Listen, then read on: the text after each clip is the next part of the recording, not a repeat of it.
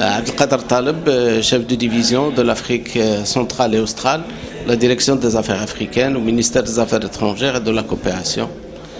Sur le sujet du séminaire d'aujourd'hui, sur la place et la présence du Maroc en Afrique australe et orientale, il est apparu que des discussions de tous les intervenants, que la présence du Maroc doit être renforcée dans ces deux régions où le Maroc pêche actuellement par son absence. L'absence d'une couverture diplomatique, parce que le Maroc ne couvre ces pays-là qu'à travers ses ambassades, et il gagnerait beaucoup à élargir cette représentation pour que tous les pays de ces deux régions soient couvertes convenablement.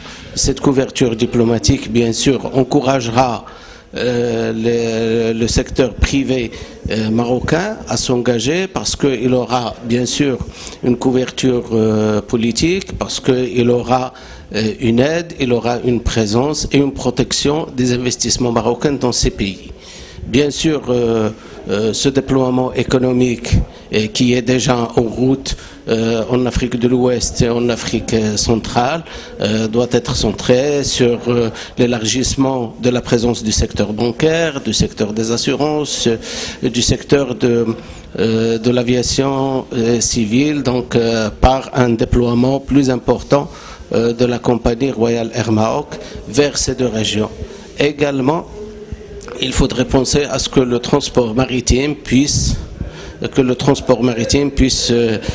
bien sûr accompagner la dynamique des échanges commerciaux.